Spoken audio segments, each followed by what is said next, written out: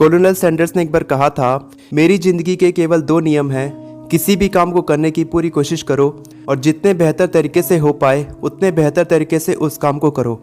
आज हम बात करने वाले हैं KFC के फाउंडर कर्नल सैंडर्स के बारे में, जिन्होंने 40 साल की उम्र में 1009 बार असफल होने के बाद भी कभी हिम्मत नहीं हारी और आज उनकी कंपनी की नेटवर्थ $23 बिलियन है, यानी करीब 1,70,000 करोड़ रुपए। जब कर्नल 6 साल के थे तब उनके पिता की मौत हो गई थी और उनकी मां टमाटर की फैक्ट्री में नौकरी करती थी। कर्नल ने 7वीं कक्षा तक पढ़ाई की और उसके बाद घर का खर्चा चलाने के लिए नौकरी करने लगे। 16 साल की उम्र में कर्नल झूठ बोलकर सेना में भर्ती हो गए।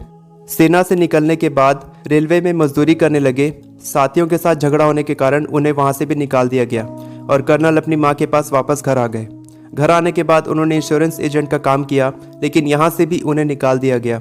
इतनी सारी असफलताओं को झेलने के बाद भी कर्नल ने कभी हार नहीं मानी और साल 1920 में नाव बनाने की फैक्ट्री खोलने का सोचा।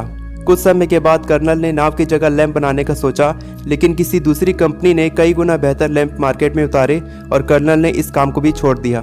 40 साल की उम्र में कर्नल ने चिकन का पकवान बेचने के बारे में सोचा और अपने चिकन का स्वाद लोगों तक पहुंचाने के लिए कर्नल ने मुफ्त में चिकन बांटना शुरू किया। कुछ समय के बाद उन्होंने एक रेस्टोरेंट खोला, जिसे 4 साल के बाद बंद करना पड़ा।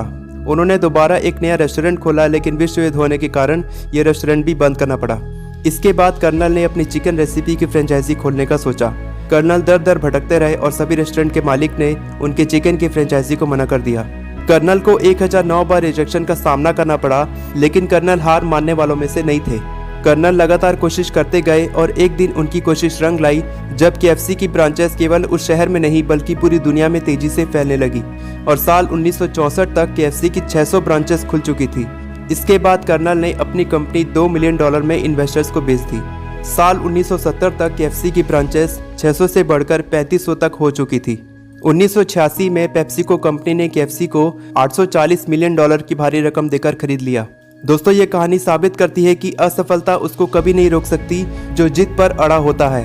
आपकी सफलता इस बात पर डिपेंड नहीं करती कि आप किसी काम को कितने अच्छे तरीके से करते हो, बल्कि इस बात पर डिपेंड करती है कि आप उस काम को कब तक करते हो। जब कर्नल सैंडर्स की रेसिपी इतनी ज़्यादा अच्छी थी तो फिर उनको 1009 बार रिजेक्शन का सामना क्यों करना पड़ा। 1009 लोगों के कहने पर भी कर्नल रुके नहीं, कोशिश करते गए और सफल हो गए।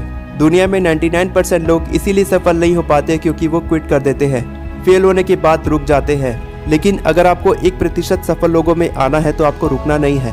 चाहे कितनी बार असफल होना पड़े, लेकिन कभी रुकना नहीं है। एक बार फेल होने के बाद डबल मेहनत करनी है, दूसरी बार फेल होने के बाद 3 गुना मेहनत करनी है और तीसरी बार फेल होने के बाद 4 गुना मेहनत करनी है। तब तक कोशिश करना है जब तक सफल नहीं हो जाते।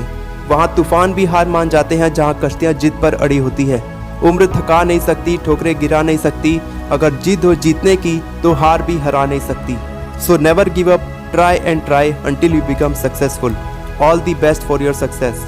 चैनल को सब्सक्राइब करें और इस वीडियो को लाइक करें, क्योंकि आपका एक लाइक मुझे लाखों का मोटिवेशन देता है। मैं हमेशा आपको इसी तरह इंस्पायर करता रहूँगा।